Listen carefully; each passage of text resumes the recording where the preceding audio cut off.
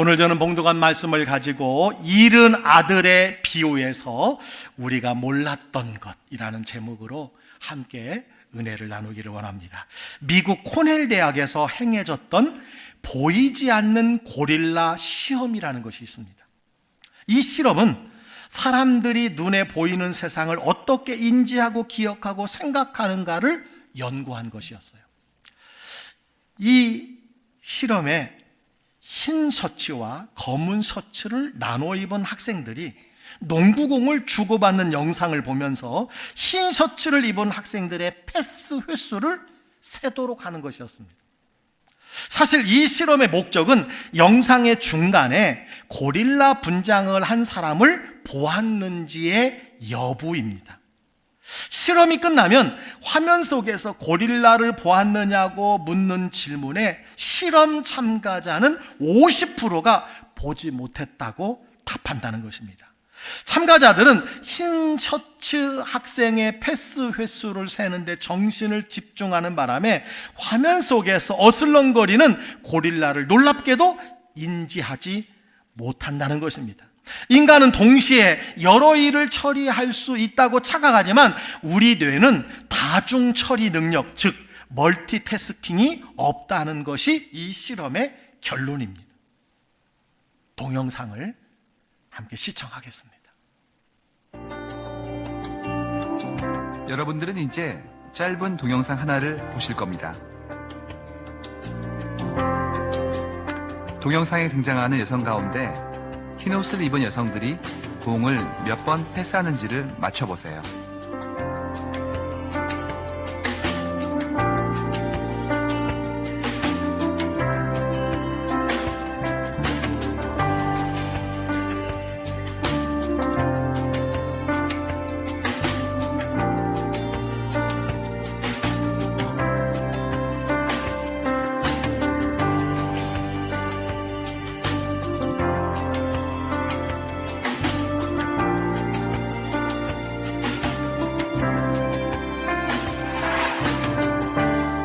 정답은 16번입니다.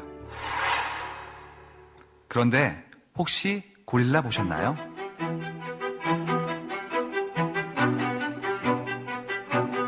하버드 심리학과에서 만든 이 실험 영상을 본 사람 가운데 지금까지 절반이 고릴라를 보지 못했습니다.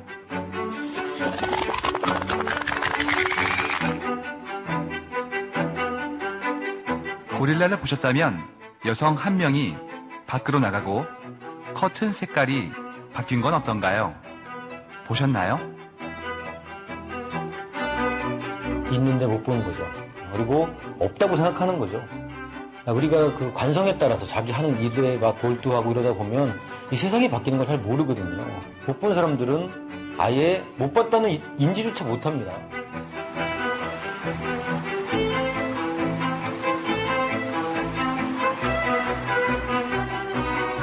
사람들은 종종 자신들이 실제보다 더 많이 알고 있다고 생각하는 경향이 있습니다. 앞서 봤던 고릴라 실험에서처럼 눈앞에서 일어나고 있는 변화를 보지 못하는 경우도 많이 있습니다. 하지만 방대한 데이터로 보면 눈으로는 보이지 않는 변화뿐 아니라 그 변화가 만들어내는 미래까지 가늠해 볼 수 있습니다.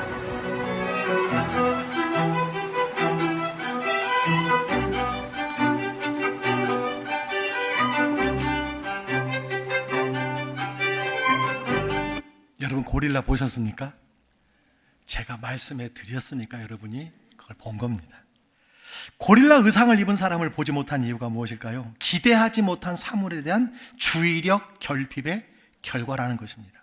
과학적으로 무주의 맹신이라고 부릅니다. 오늘 읽은 성경 잃은 아들의 비유에서 우리가 놓친 것들이 많습니다. 이 이야기를 수없이 들었지만 불신자들도 이야기를 알지만 집 나간 둘째 아들에 집중한 나머지 간과한 것이 많이 있다는 것입니다. 재산이 상당히 많았던 아버지와 두 아들이 있었습니다. 어느 날 둘째 아들이 자기 몫을 달라고 아버지에게 요구했습니다. 본래 유산은 아버지 사후에 분배되는 것입니다. 이것은 아버지가 빨리 죽었으면 좋겠다는 뜻입니다. 우리 주위에 이런 아들들이 참 많습니다. 아버지는 아들의 요구에 따라 살림을 나누어 주었습니다. 둘째 아들은 재산을 급하게 헐값에 팔고 먼 나라로 떠났어요. 이 먼 나라는 하나님을 믿지 않는 나라입니다. 이스라엘 밖의 나라입니다. 어떻게 알 수 있습니까? 돼지 우리가 있다는 거예요. 이스라엘 백성들은 돼지고기를 안 먹거든요. 하나님 없는 곳으로 갔습니다. 그런데 얼마 지나지 않아서 허랑방탕하다가 재산을 탕진하고 말았습니다. 때마침 그 나라에 흉년이 찾아왔습니다. 둘째 아들은 먹을 것이 없어서 어떻게 했습니까? 돼지를 치는 사람의 집에 얹혀 살게 되었습니다. 둘째 아들은 비로소 깨닫게 됩니다. 아, 내 아버지 집에는 양식이 풍족한 품꾼이 얼마나 많은가. 그런데 나는 여기서 굶어 죽는구나. 차라리 아버지에게 용서를 빌고 품꾼의 하나로 받아달라고 부탁하자. 그런 아버지에게로 돌아가기로 했습니다. 그런데 아버지는 어떠했습니까? 이제나 저제나 아들이 돌아오기를 기다리고 있었다는 것입니다. 멀리서 초췌한 모습만 보고도 아들인 줄 알고 달려가 목을 안고 입을 맞추었습니다. 이 달려가라는 단어가요, 경주하다는 겁니다. 경주하듯이 아들에게 달려갔어요. 그리고 제일 좋은 옷을 입히고 가락지를 끼우고 신발도 신겨주었습니다. 살찐 송아지를 잡고 잔치까지 베풀어 이웃과 함께 즐거워했다라고 하는 내용입니다. 둘째 아들은 방탕한 자식입니다. 그래서 탕자라고 지칭합니다. 그는 자기 몫의 유산을 챙겨 떠난 탕자입니다. 맞습니다. 그러나 최근 맏아들도 탕자라는 주장이 화두입니다. 팀 켈러 목사님의 탕부 하나님의 책이 출판된 이후로 맏아들이 탕자라는 화두입니다. 지금까지 둘째 아들에게만 포커스가 맞춰져 있었습니다. 그래서 맏아들은 보이지 않았습니다. 그러나 탕자는 집을 떠난 둘째 아들이기보다는 집에 있는 큰 아들이라는 것입니다. 여러분, 아버지의 마음을 몰랐던 아들이 누구일까요? 둘째 아들은 누구도 부인할 수 없는 탕자 맞습니다. 그런데 큰 아들도 다르지 않다는 거예요.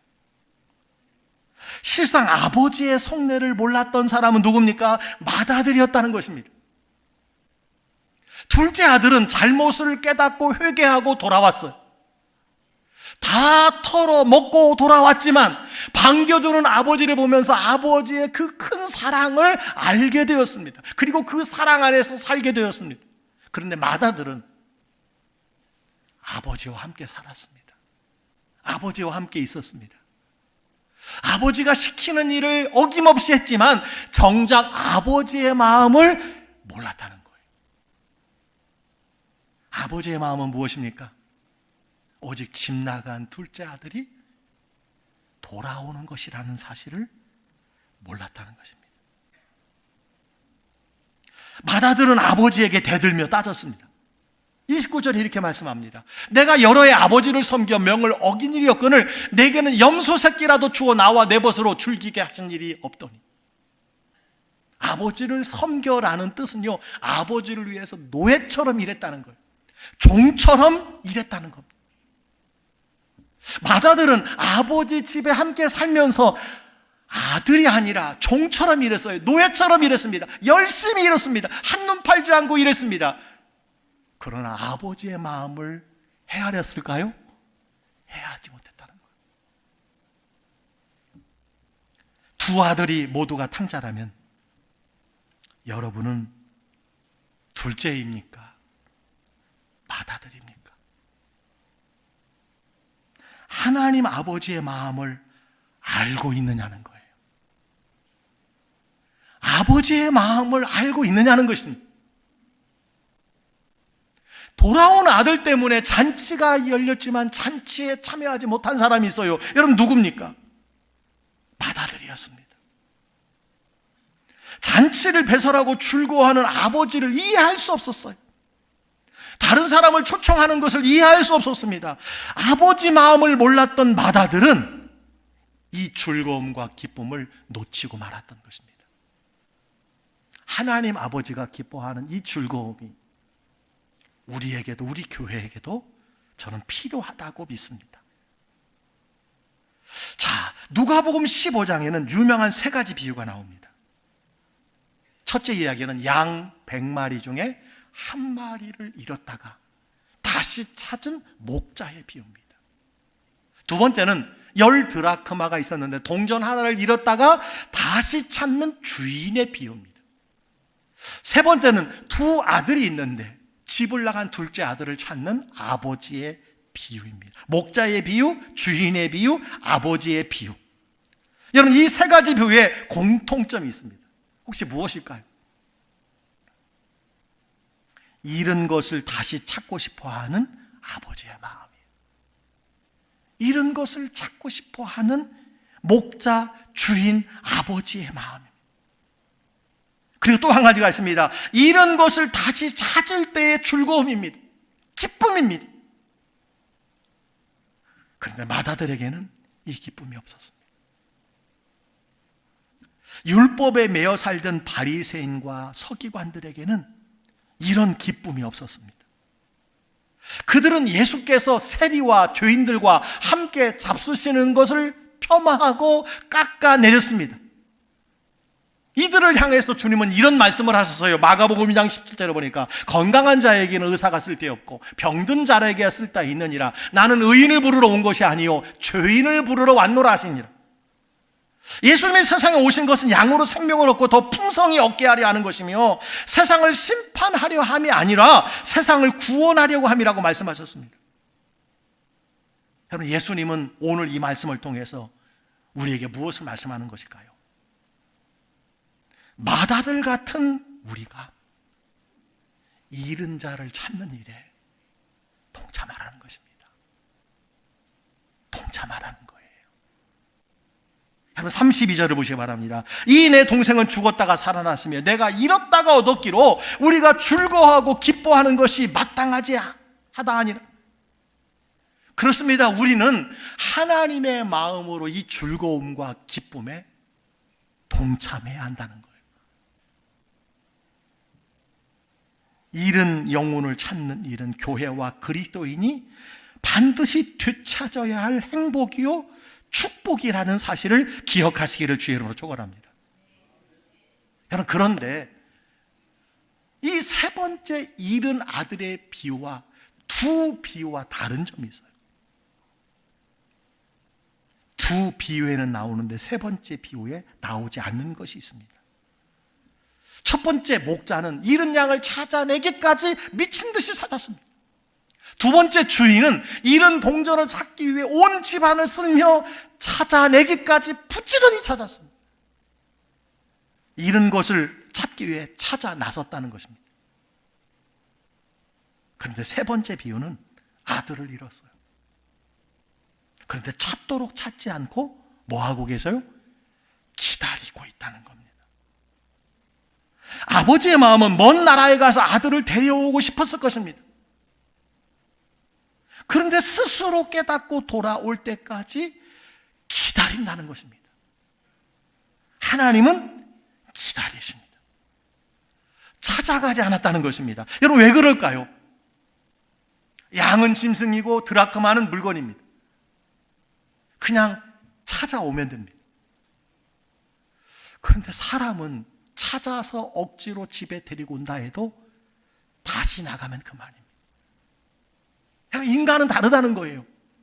스스로 회개하고 깨닫고 돌아오지 않고는 데려온다고 해도 다시 나간다는 겁니다. 하나님은 잃어버린 영혼을 미치듯이 부지런히 찾고 싶어 하십니다. 그러나 인간은 스스로 깨닫고 회개하고 돌아올 때까지 기다리신다는 거예요. 이것이 하나님의 마음입니다. 하나님의 모습입니다. 이것이 하나님 아버지의 마음이 기다리십니다. 버린 것이 아닙니다. 기다리고 계세요. 찬송가 527장 2절 가사가 이렇습니다. 어서 돌아오, 어서 돌아만 오. 우리 주는 날마다 기다리신다오. 밤마다 문 열어놓고 마음 졸이며 나간 자식 돌아오기만 밤새 기다리신다오. 기다리시는 것이 하나님 아버지의 마음이라는 거예요. 또 한 가지, 잃어버린 아들을 찾지 않는 아버지 하나님의 의도가 있어요. 무슨 의도일까요? 형이 찾으러 가라는 것 아닐까요? 형이 찾아가라는 것. 먼저 믿은 저와 여러분이 가라는 거예요. 아버지와 함께 있는 너희가 찾아가라는 것입니다. 너희가 만나라는 거예요. 누가복음의 세 가지 비유는 모든 사람들을 향한 하나님의 사랑 이야기입니다. 비유 속의 둘째 아들은 더 나은 삶을 기대하며 아버지를 떠났지만 그 결과가 무엇이에요? 실패와 낭망입니다. 거짓입니다. 하나님 떠난 인생을 보여주는 것입니다. 심판을 향해 달려가는 것이에요. 물을 떠난 물고기와 같습니다. 그는 아버지 집에 있는 종과 양식을 떠올리며 아버지를 생각했다는 것입니다. 여러분, 이 세상 나그네 인생은 누구나 다 마찬가지 아닐까요? 성경은 말합니다. 의인은 없나니 하나도 없으며, 또 말합니다. 모든 사람이 죄를 범하였으며 하나님의 영광에 이르지 못하더니, 또 말합니다. 우리는 다 양 같아서 그릇 행하여 각기 제 길로 갔거늘. 이것이 나그네 인생 우리들의 모습입니다. 히브리서 9장 27절은 어떻게 말씀합니까? 한 번 죽는 것은 사람에게 정해진 것이요 그 후에는 심판이 있으니. 여러분, 한 번 죽는다는 것이 진리 맞습니까? 맞아요. 사람은 반드시 한 번 죽습니다. 여러분, 이것이 진리라면 그 뒤에 있는 심판이 있다는 것도 사실 아닐까요? 사실입니다. 심판이 있습니다. 인생이 70이요 강건하면 80이라도 그 결국은 수고라고 해요. 헛되고 헛되니 헛되며 헛되니 모든 것이 헛되다고 그랬어요. 그렇습니다. 손 한 뼘 길이만큼 살아가는 나그네 인생, 먼지 같은 나그네 인생, 돌아갈 아버지 집이 필요한 것 아닐까요? 본향이 필요한 것 아닐까요? 오늘 잃은 아들의 이야기는 귀향의 잔치로 끝이 납니다. 역사의 종말을 기록한 요한계시록도 어린 양의 혼인잔치로 끝이 납니다. 어린 양은 우리를 구속하여 집으로 데려가려고 세상 죄를 지고 가시는 예수님을 말씀하는 것입니다. 이 잔치가 벌어진 곳은 새 예루살렘, 즉 하나님의 도성입니다. 여러분, 우리가 매주 드리는 예배가 무엇입니까? 장차 있을 하늘잔치의 축소판입니다. 예배는 잔치의 축제입니다. 주일은 가장 큰 잔치입니다. 왜? 작은 부활절이기 때문에 그렇습니다. 주일에 예배를 드리는 것은 우리가 이 천국 잔치를 연습하는 것입니다. 예행 연습하는 것. 우리가 행축 더블 선데이를 여는 것은 이 잔치를 다른 사람들을 초청해서 미리 맛보자는 것입니다. 저는 여러분에게 질문합니다. 여러분은 둘째 아들입니까? 맏아들입니까? 여러분, 아버지 집을 떠난 탕자, 혹시 둘째 아들은 아닙니까? 아니, 여기 계신 많은 분들이 이미 둘째 아들의 삶의 과정을 통과한 후에 이 자리에서 예배하는 줄 저는 믿습니다. 둘째 아들 어떻게 해야 합니까? 아버지께 돌아와야 합니다. 그것이 사는 길입니다. 혹 여러분은 집안에 있는 탕자, 맏아들은 아닙니까? 소중한 동생이 돌아와서 잔치하는 것에 맏아들은 어떻게 했어요? 화내고 불평했어요. 여러분 27절 28절을 보시기 바랍니다. 당신의 동생이 돌아왔음에 당신의 아버지가 건강한 그를 다시 마저 드리게 됨으로 인하여 살찐 송아지를 잡았나이다. 아니, 이게 누가 한 말이에요? 종이 맏아들에게 하는 말입니다. 이게 무슨 잔치냐, 이게 무슨 풍악이냐, 이게 무슨 웃음이냐 할 때에 설명해 주는 거예요. 어떻게 했습니까? 그가 노하여 들어가고자 하지 아니하거든. 아버지와 함께 살면서도 아버지의 마음을 모르는 아들이었습니다. 맏아들이. 그동안 둘째 아들이 집을 나갔다가 회개하고 집에 돌아왔습니다. 그런데 지금 맏아들은 지금까지 집에 있다가 둘째 동생 때문에 불평하며 집을 나갔다는 거예요. 누가 탕자입니까? 둘째 아들이 아니라 집안에 있는 맏아들이 탕자라는 거예요.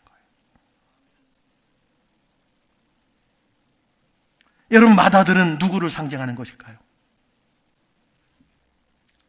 누가복음 15장 1절 3절에 보니까 바리새인과 서기관입니다. 바리새인과 서기관이 누굽니까?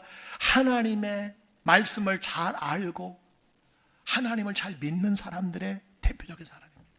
그들은 모세 오경, 창세기, 출애굽기, 레위기, 민수기, 신명기 이걸 거의 다 외우는 사람들. 그런데 이들은 세리와 죄인들이 예수님께 오는 것을 기뻐하지 않았어요.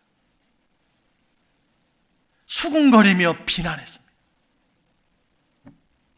여러분, 이들의 문제가 무엇입니까? 맏아들이었다는 거예요. 맏아들처럼 하나님을 떠난 적이 없었고 하나님을 잘 섬겼습니다. 그런데 하나님의 마음은 죄인이 회개하고 돌아오는 것인데 이들은 기뻐하지 않았어요. 비난했습니다. 이들은 집에서 아버지와 함께 살았지만 아버지의 마음을 모르는 탕자라는 것입니다. 여러분, 성경은 하나님의 계시의 말씀이라고 그랬습니다. 거룩할 성 책경입니다. 그런데요, 거룩할 성 거울경으로도 우리가 성경을 볼 수 있습니다. 성경은요, 나를 비추는 거룩한 거울이라고 했어요. 여러분, 거울은 누구를 비추는 겁니까? 나를 비추는 겁니다. 나를 보는 겁니다. 여러분, 오늘 이 말씀으로 여러분을 한번 보시기 바랍니다. 여러분을 비춰보시기 바랍니다. 여러분은 아버지의 마음을 아십니까? 나간 자식 돌아오기를 기다리는 아버지의 마음을 느끼고 살고 계시느냐는 거예요. 돌아온 아들을 위해서 잔치할 때 나를 위해 무엇을 주었느냐고 불평하는 아들은 아니었습니까? 맏아들은 아버지 마음이 안중에도 없었습니다. 여러분, 만약에 맏아들이 아버지의 마음을 알았다면 어떻게 행동했을까요? 지금 매일 아버지는 밖에 나가 동생이, 아들이 돌아오기를 몇 날 며칠 오매불만 기다리고 있습니다. 그런데 맏아들은 집에서 열심히 일만 하고 있어요. 여러분, 일만 하는 것이 중요할까요? 노예처럼, 종처럼 일만 하는 것이 중요할까요? 아니지요. 한 번이라도 아버지의 마음을 안다면 아버지에게 가서 뭐라고 해야 됩니까? 아버지, 제가 동생을 찾아보겠습니다. 내가 종들과 함께 동생을 찾아보겠습니까? 여러분, 이렇게 묻는 것이 옳은 것 아닐까요? 지금 일을 열심히 하는 것이 중요한 것이 아닙니다. 아버지의 마음을 안다면 아버지가 기다리는 동생을 찾는데 여러분, 동참해야 되는 것 아닐까요? 결국 이 맏아들이 기뻐하지 않았던 이유가 분명해졌습니다. 왜 기뻐하지 않았나요? 아버지의 마음을 몰라요. 아버지가 동생을 그렇게 기다린다는 것을 모릅니다. 찾는다는 것을 몰라요. 그리고 동생을 찾는데 동참하지 않았기 때문입니다. 동생을 찾는데 동참하지 않았어요. 저의 부끄러운 이야기입니다. 저는 어릴 때 삐지기를 잘했어요. 그래서 아버지에게 쫓겨난 적이 몇 명 있습니다. 근데 꼭 소풍 전날 쫓겨났어요. 제가 결혼하고 한 번도 안 쫓겨났습니다. 멀리 가지는 못하고 집 근처에서 서성이는 거죠. 집 밖에 나가면 얼마나 추운지 여러분 곧 후회가 되잖아요. 내가 왜 그 성질머리를 부렸는가. 여러분 그렇다고 어리지만 제 발로 돌아가지는 못하지 않습니까? 그래도 자존심이 있는데 그때부터 무슨 마음이 들게 될까요? 여러분 한 번도 안 쫓겨났습니까? 무슨 마음이 들어요? 누가 나 데리러 오는 사람 없나? 그래서 집 쪽을 계속 보는 거예요. 추우니까 배고프고. 그때마다 저를 찾는 누님이 있었어요. 누님이 멀리서 부릅니다. 철규야, 철규야. 제 이름을 불러요. 아빠가 너를 찾고 있어. 아빠가 너 빨리 집에 들어오란다. 그리고 저에게 다가오는 거예요. 그때 제가 어디 있는지를 살짝 이렇게 제 몸을 내밀어 보여주는 거지요. 여기 있다고. 여러분 그 누님이 얼마나 고마웠는지 몰라요. 지금도 눈물이 나네. 그 누님이 얼마나 고마웠는지 몰라요. 여러분 그런데 동생이 나갔는데 찾지도 않고 혼자 밥 먹는 형이 있었어요. 제가 얼마나 미웠는지 몰라요. 초등학생 때였지만 그렇게 밉더라고. 왜요? 나를 찾는데 동참하지 않았기 때문이에요. 나를 찾는데 동참하지 않더라고요. 여러분 큰아들이 기쁘지 않았던 이유가 무엇일까요? 아버지의 마음을 몰랐습니다. 그래서 동생을 찾는 노력도 하지 않았기 때문에 동생을 찾으려고 노력했다면 돌아온 동생을 보고 여러분 기뻐하지 않을 수 있을까요? 양 한 마리 잃어버린 거 찾을 때도 기뻐하고 동전 하나 찾은 것도 기뻐했는데 여러분 오늘 말씀을 들으면서 깨닫는 것이 있습니다. 나도 맏아들이 될 수 있다는 거예요. 여러분은 어떻습니까? 오늘 1부, 2부 설교를 동영상으로 들으시고 몇 분이 저에게 문자가 왔어요. 목사님, 제가 맏아들입니다. 제가 교회 안에 있는 맏아들이었습니다. 회개합니다. 많은 분들이 문자가 왔어요. 나는 한 번도 주님을 떠난 적이 없고 주님을 열심히 섬긴다고 하지만 모태신앙.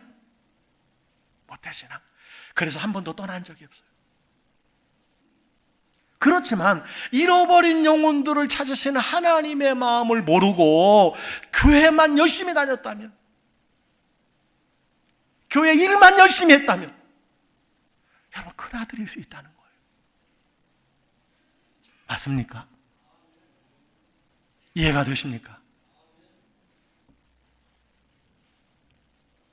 우리 교회가 가을이 되면 어김없이 더블 선데이로 현수막 걸고 태신자 기록하고 구호 외치고 금식기도 체인으로 돌아가고 영적 전쟁을 선포하고 살찐 송아지를 잡지 않았지만 문화행축으로 뮤지컬 공연을 하고 티켓을 구매하고 선물을 준비하고 여러분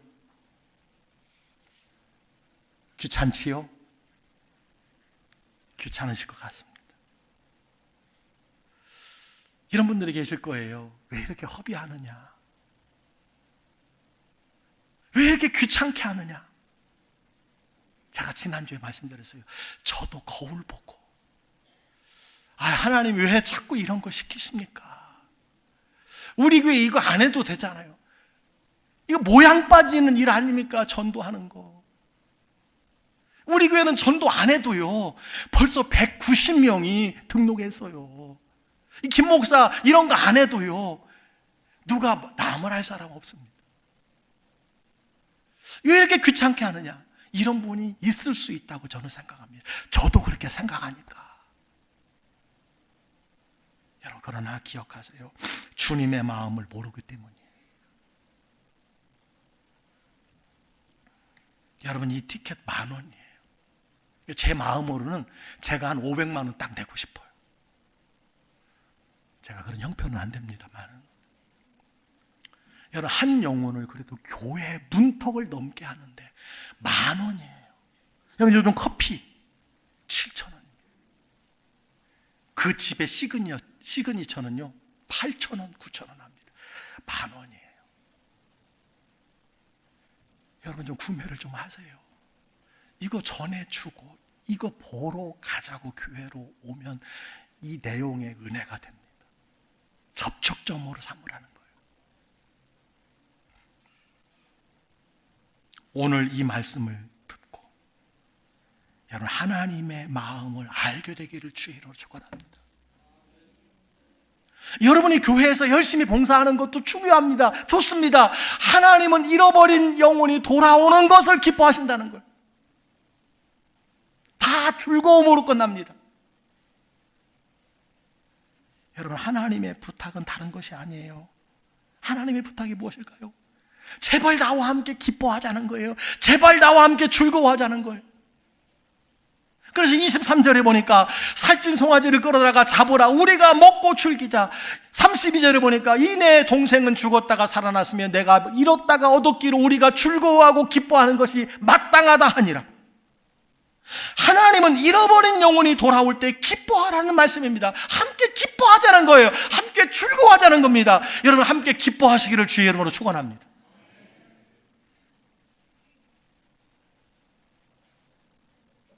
여러분, 혹 예수님께서 말씀하셨던 이런 분은 우리 교회에 없는지 모르겠어요. 우리가 너희를 향하여 피를 불어도 너희가 춤추지 않고 우리가 슬퍼 울어도 너희가 가슴을 치지 아니하였도다. 그렇습니다. 교회가 행축 더블 선데이를 위해서 준비하는 10스텝에 아무것도 하지 않는 분들이 계세요. 여러분, 지난주 금요일은요, 김택교 목사님 이번 주 금요일도 오셔요. 제가 올해 만난 목사님인데요, 이분이 지난주까지 88명을 전도한 분이에요. 작년에 144명을 전도한 분이에요. 교회가 큰 교회입니다. 저는 참 목사를 만났어요. 진짜 목사님이더라고요. 제가 그분과 가까이 지냅니다. 거기서 훈련도 받습니다. 월요일 날도 우리 교회에서 10명 정도 훈련 받으러 가십니다. 여러분, 가실 분이 있으면 참여하세요.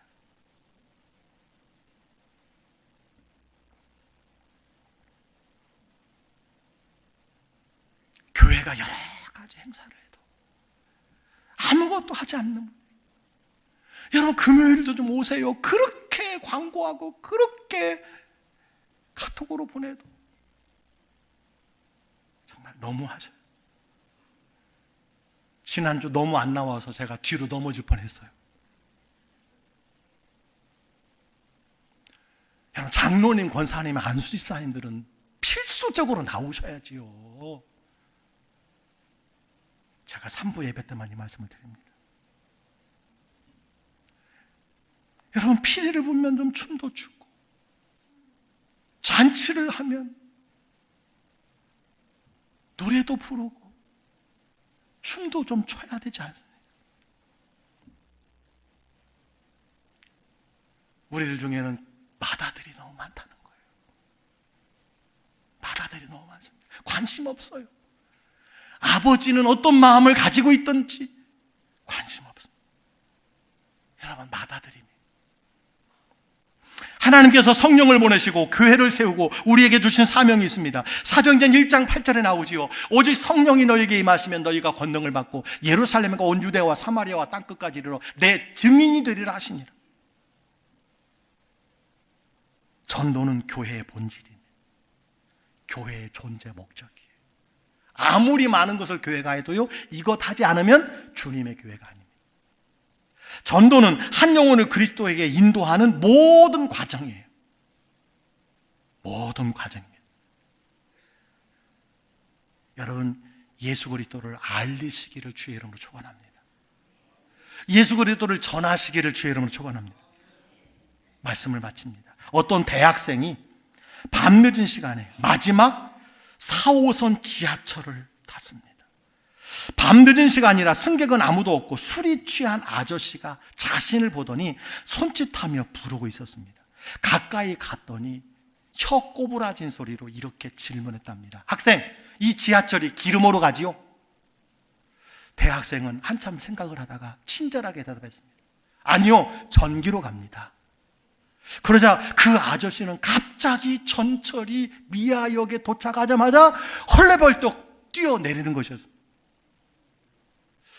대학생은 이상하게 생각했으나 전철이 다음 역에 도착했을 때 다음과 같은 방송 안내를 듣게 되었습니다.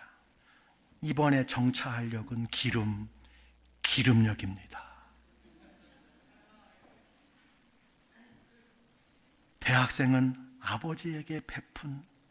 아저씨에게 베푼 잘못된 친절 때문에 그날 밤 잠을 못 열었다고 합니다. 우리의 삶도 마찬가지입니다.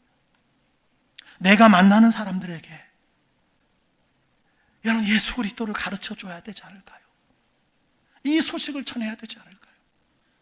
최소한 내 가족이라도, 내 친척이라도, 내 친구들에게, 내 동료들에게 전해야 되지 않을까요? 세상 이야기, 건강에 대하여, 정치, 경제, 사회에 대한 담론도 중요하지만, 필요하지만 구원에 대하여, 영생에 대하여, 본향에 대하여, 예수 그리스도에 대해서 여러분 전해줘야 되지 않을까요? 지혜가 필요합니다. 과정이 필요합니다. 관계 맺기 8단계를 하나씩 실천하는 것입니다. 핵심은 태신자를 품고 기도하며 사랑으로 섬기며 교회로 인도하는 것입니다. 태신자를 작정하고 기도하며 부지런히 찾아가서 만나는 것입니다. 우리 교회에 전도 구호가 있습니다. 전 여러분과 함께 다시 한번 외치기를 소망합니다. 저를 한번 따라해 주시기 바랍니다. 무엇을 심든지 그대로 거둡니다.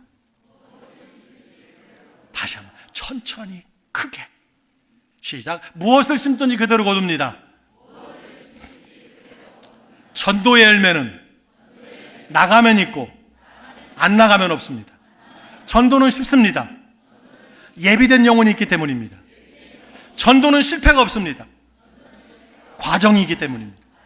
전도할 때마다 영권을 주시고 인권을 주시고 물권을 주시고 하늘의 상급을 주시고 뜻밖의 열매를 주십니다.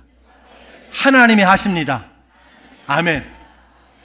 하나님의 말씀에 근거한 외침이에요. 이 말씀 가지고 여러분 마다들 되지 마시고 전하고 증거해서 기쁨에 다 동참하는 우리 광주의 모든 성도들 되시기를 주의 이름으로 축복합니다. 축복합니다.